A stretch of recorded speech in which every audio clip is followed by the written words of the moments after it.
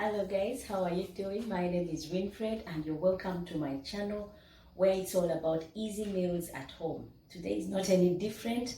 We are going to be making some delicious potato nashtas. You love them. They are potato snacks. Join me see the ingredients and how it is done.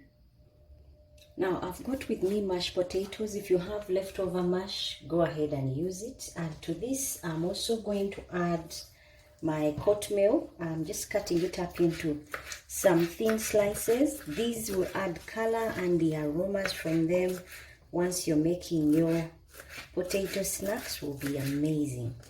So go ahead and cut up the coatmeal if you have. If you have parsley, use parsley. I've got coatmeal, so I'll use coatmeal.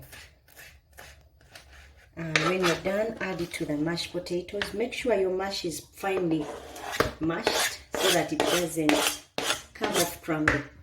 Now to that, I'm also going to add some 2 tablespoons of cornstarch.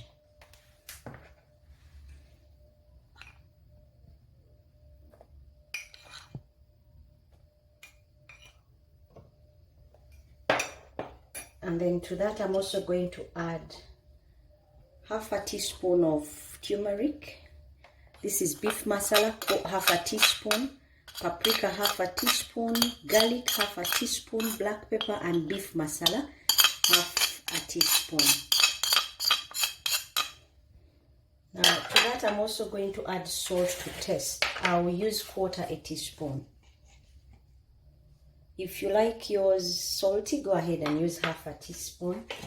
I don't like mine salty, so that will do. And then you go ahead and mix it up.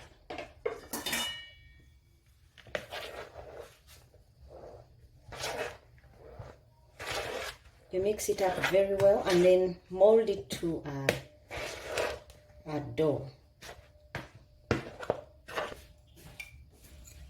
Now to this clean container, I'm going to put a tablespoon of corn flour, and then to that I'll add 2 tablespoons of all-purpose flour,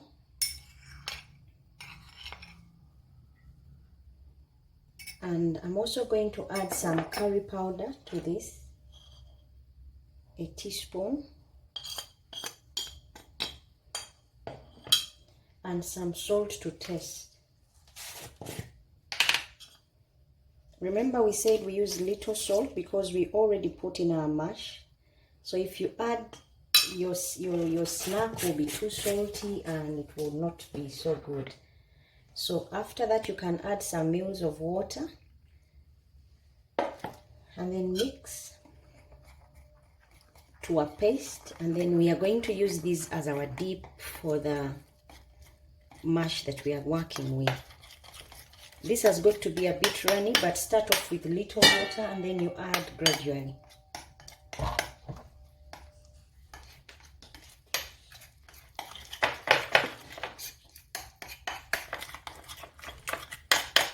The curry powder will help with the coloring of your potato snacks. And every bite will be tasteful because there is garlic in there, there is coatmeal. Black pepper helps seal the deal. So once you've got a right consistency, you go ahead and work with your mash.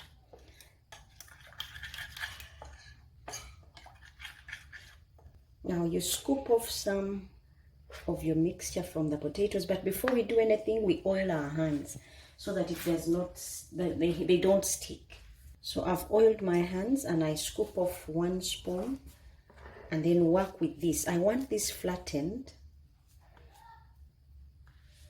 And I'm going to do all this, and then after that I'll dip them first in the liquid mixture and then to the breadcrumbs. But in order not to get my hands all tangled up, I'm just going to do this first, then I'll get to the mixing later. So go ahead and size out all your mash to a desired shape. I'm going this way, you can go ahead and use any shape. Now we've finished shaping up our mash. We dip it in the curry powder And from here, we take it out and dip it in the breadcrumbs. This will help with the frying. I think I should have used my hands, that way the breadcrumbs do not get so wet. Go ahead and do all your mash. Dip, drain, and then put on the breadcrumbs. And then as you're doing this, your oil should be heating up so that you can be ready to fry.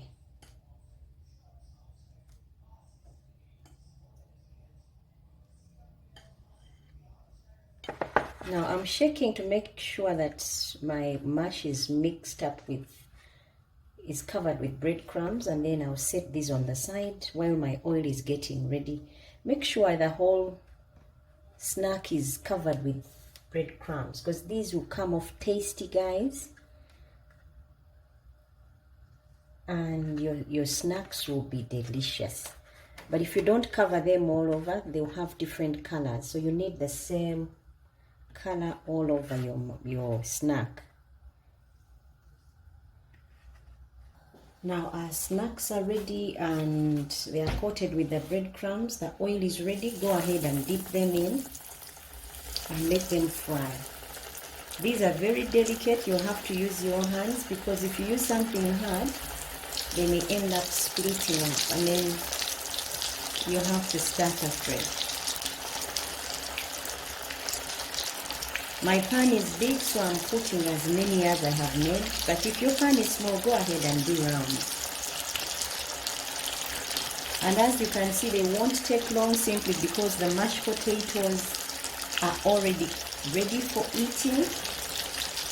You just want to get that crispness out of your breadcrumbs and for your other ingredients to burn.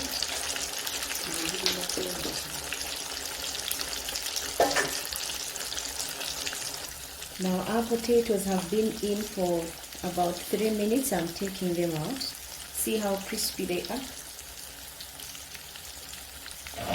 Don't overleave them in there, because if you do, then they will split up and you will not get good results. Now guys, this is how our potato snacks would look like. Go ahead and try them at home. Thank you so much for watching, subscribing, and telling friends. Until next time, bye bye and God bless.